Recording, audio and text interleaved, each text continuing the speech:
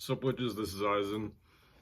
This is how to combine two eyeshadow shades. If you watch my channel a bunch of times, then I'm pretty sure you already know how to do this because I do this a lot. I have this one which is freaking 0.4 grams that I made myself, and then this one is stock to the palette, and I don't freaking use that.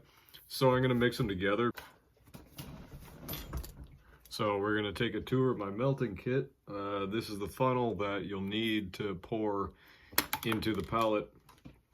This is a spoon that I've had for fricking forever. I went to some theater event and they gave me yogurt for free. So this is from a ballet. I ate yogurt at one time. And this exact size, I think it's half a teaspoon or something like that. It's really fricking convenient because you never really need a whole lot more than that.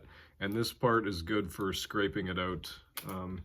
But I usually use this ear cleaning tool. This is a scratch and win scratcher from a terrible roommate I had.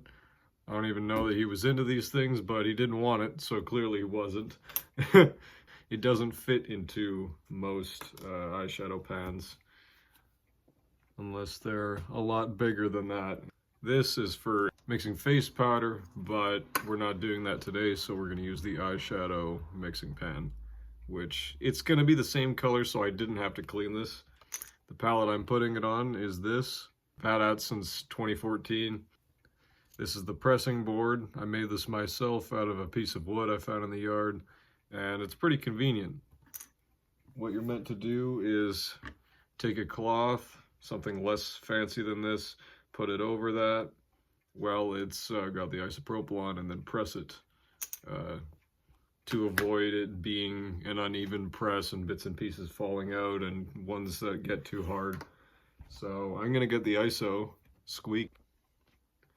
So here's the isopropyl. You can use pretty much freaking anything, even water, because one time I accidentally left a palette that was meant to dry out in the rain because it randomly started raining. I couldn't control that. That dried pretty well, but if you want it to, if you have an event later on that you're depending on this to be dry for, which I wouldn't recommend pressing it the day of at all, then, you know, just use isopropyl. It dries a lot faster. And if you're not allergic to scents, you can use cologne, perfume, any sort of scent. Just don't use essential oil. That'll probably screw it up.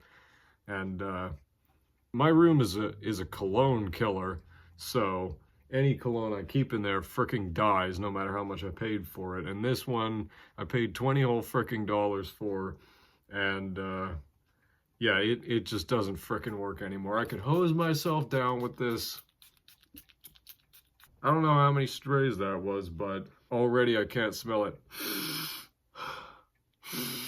Shouldn't be able to do that. This was a fine cologne. This is Juicy Couture Dirty English. And I really like it because it smells like a leather jacket. It's like if new car smell wasn't freaking cheesy. And I'm gonna use this because I want to get all the corners out. It is most important to use the funnel when you're trying to take an unpressed shade and put it somewhere. But when it's a pressed shade, all you gotta do is be really freaking careful. And you don't wanna do this on top of anything you don't want to be stained or covered in mica.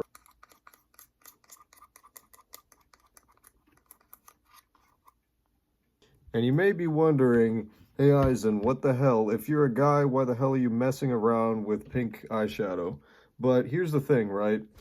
There's no possible way for me to use any of this stuff up because my mom won't use it.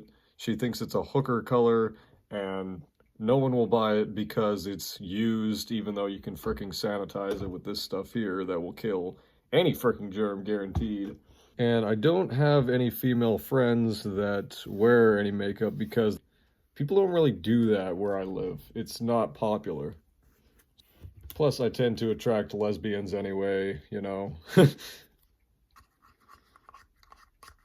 I'm throwing in the nude shade.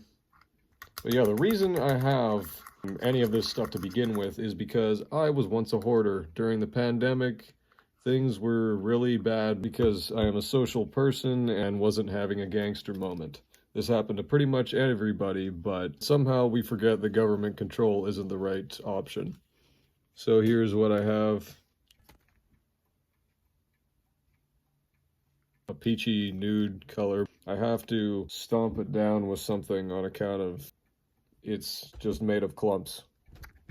And for that, you can take pretty much anything. I'm going to use the makeup brush that I keep here.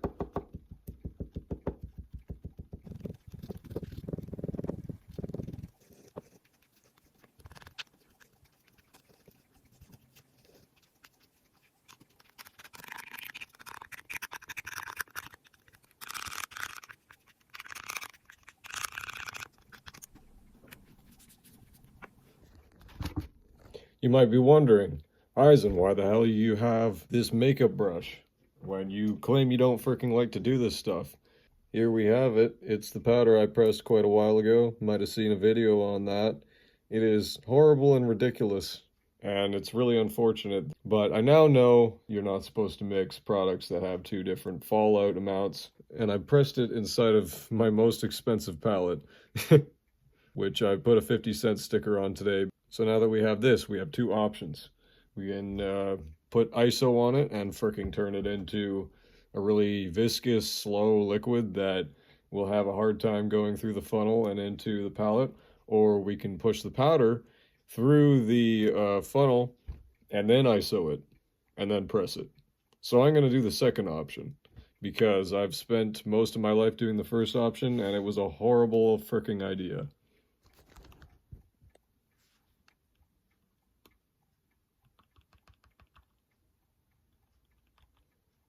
Whoops, I forgot the fricking funnel. But it doesn't really matter because the pan is so small.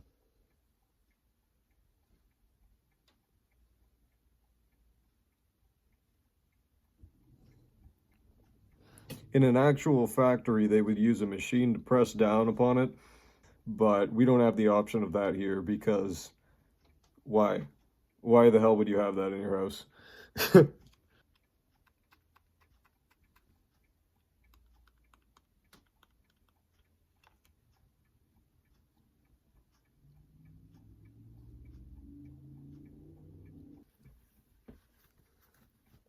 So this is something I made beforehand, which is similar. And this is the shade that I've pressed into the palette. This one, it has a bit of that gray in there. And I actually like it that way. It actually looks good. And this one is a lot more, you know, peach toned. There's more left over. This thing is run out. I don't know how I used up that amount in less than a week. But putting it all over my eye area and then blending it out with one of these and a bunch of face powder has really helped in terms of how much I use up. So I'm just going to ISO this. It's important to use only a third cap of ISO. However, this is completely freaking impossible because of the way the ISO container is made. So often it gets spilled all over the palette and the palette gets a little wrinkly. But that's just something that you have to deal with because this palette will be used up in a couple of years anyway.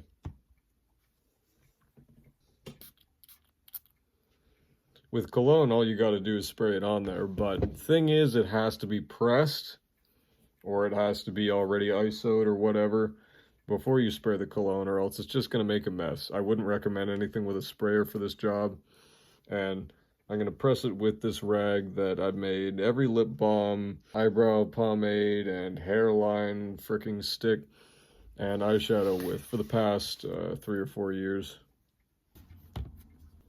And then most important after the press is to take the rag over your finger and wipe it so that any ISO doesn't get in there and get wrinkly, and that you just will have a clean slate the next time you look at it. So it doesn't look like a DIY project. It looks a lot more professional.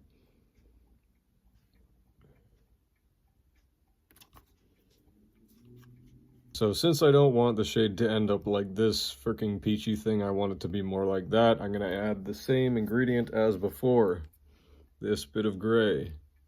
It's a silver gray freaking mica one that you would have seen worn circa 2010 to 2014. It's just that gunmetal freaking sort of thing. I want you to watch how little I put in there, because even though this is a really thin shade, shouldn't be used excessively because it'll screw up the color.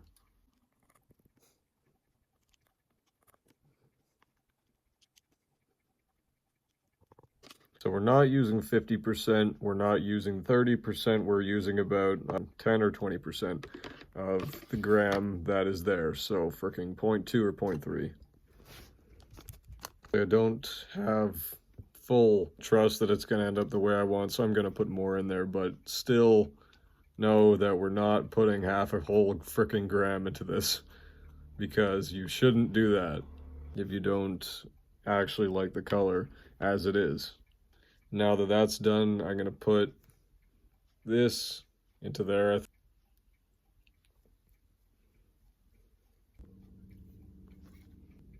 I have scraped it out.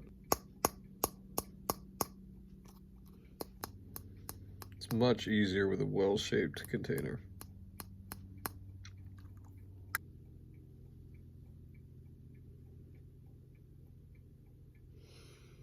This brown is a shade that I really like. It is epic. I'm gonna press it with cologne. Well, I'm gonna spray it with cologne after I've pressed it.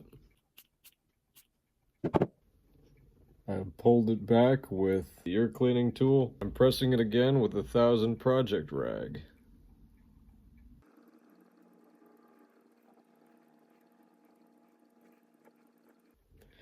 This now looks fantastic,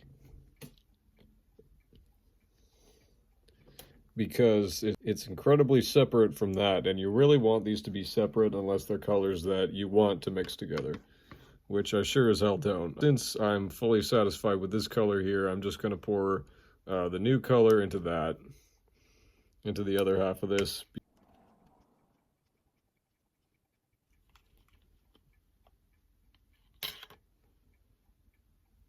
Hopefully this will press right.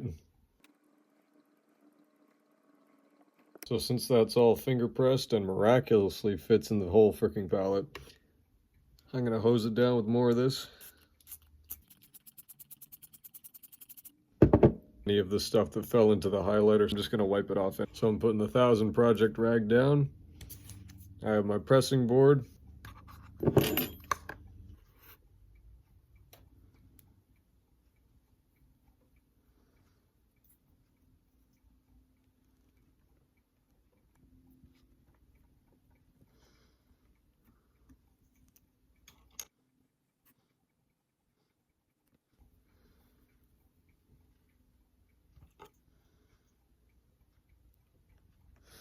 The natural wood grain gives the shade a fun wood pattern.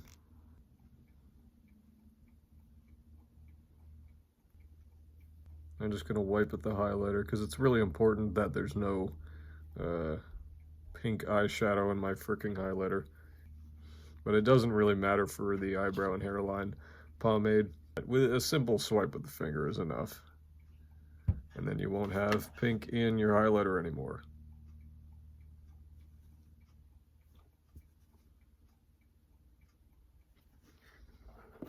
And yeah, Squeak. That's pretty much what we got so far. And I will easily be able to switch between this version of the pink and that version of the pink, which is great because I don't really know how either one's going to work as of now. And who knows, I might even have to use that as dry shampoo. Yeah, so that's a squeak and a honk. This animal will wiggle its tongue. At some point, I will make a new video, but thing is, I've already released 3 videos on Rumble that you guys are not going to freaking see here on YouTube because they're going to be taken down immediately. And it's just me debunking some woke stuff that some guy freaking said that I really didn't agree with. It was important to me to critique this because I was chronically online ever since about 12 or 13. I didn't know how to see what was propaganda and what wasn't. So these things that were propaganda that were shown to me as a freaking young teenager, I couldn't tell it apart. It's not right.